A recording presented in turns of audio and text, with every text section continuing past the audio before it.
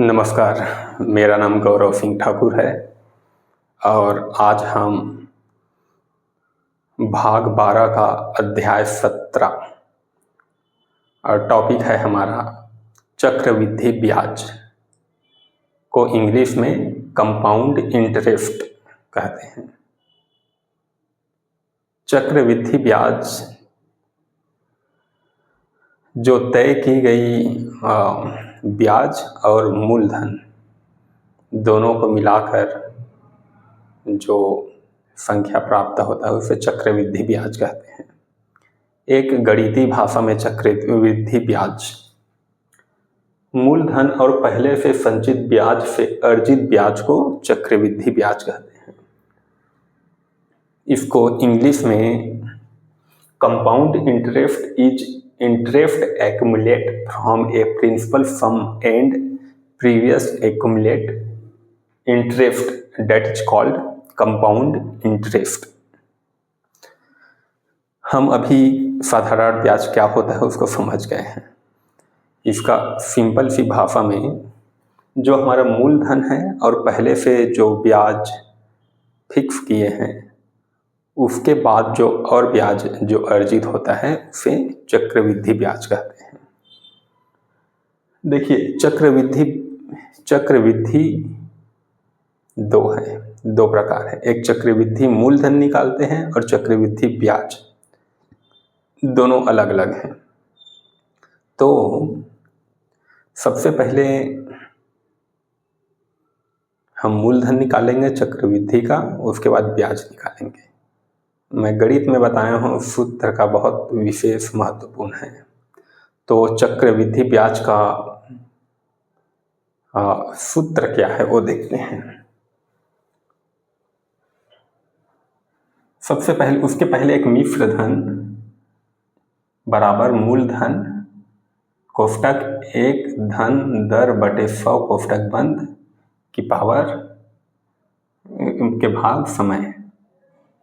ऐसे ही ये क्या है चक्रवृद्धि मूलधन।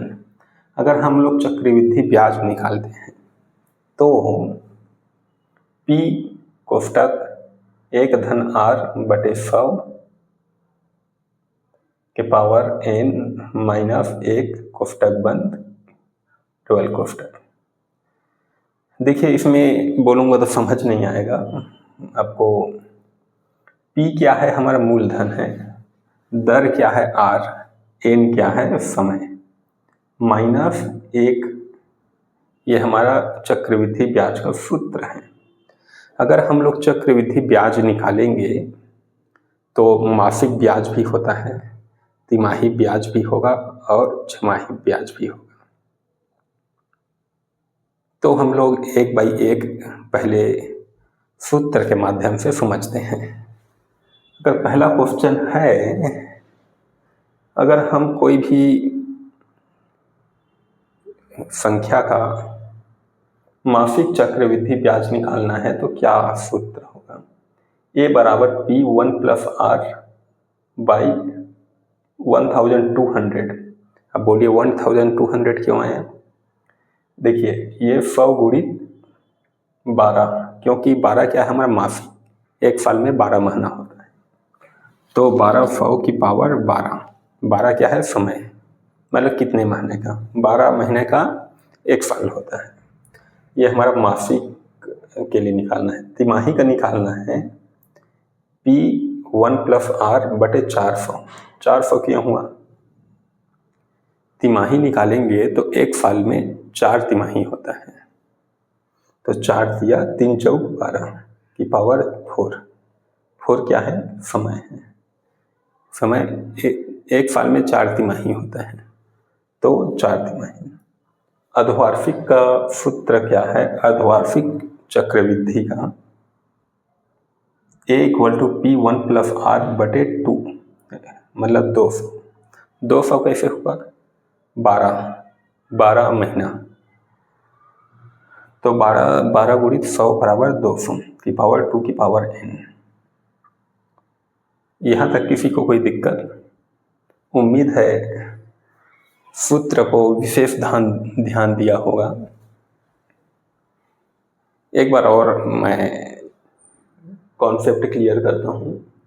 चक्रवृद्धि ब्याज मूलधन और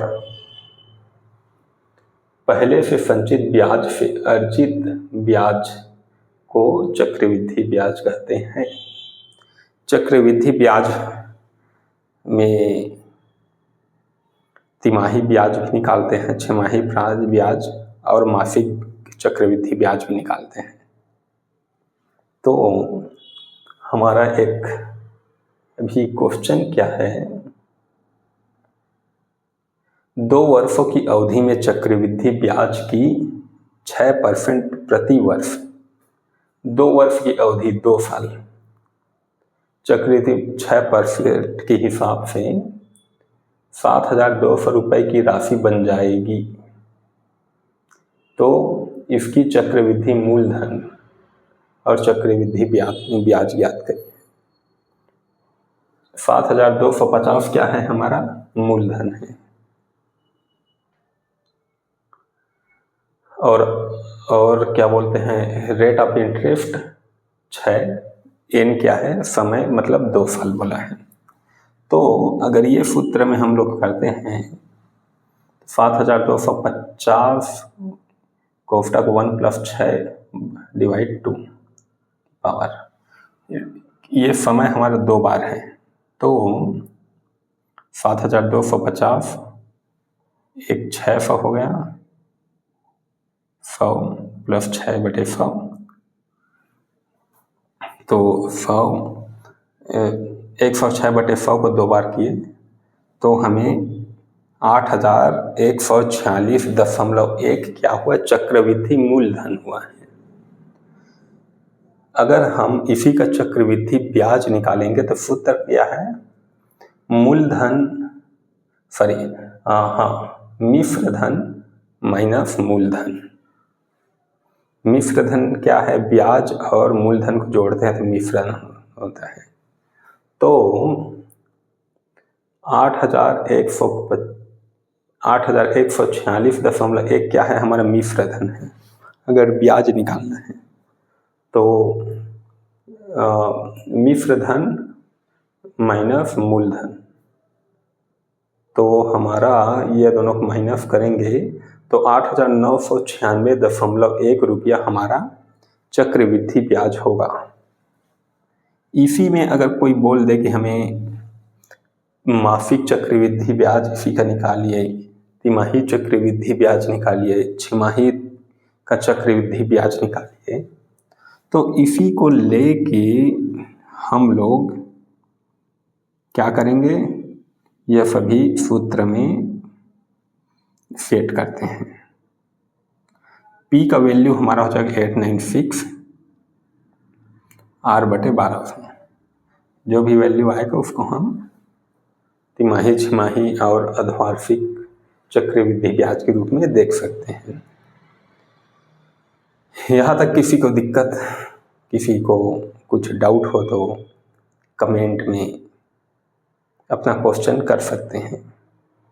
फिलहाल आप इसका स्क्रीनशॉट ले लीजिए।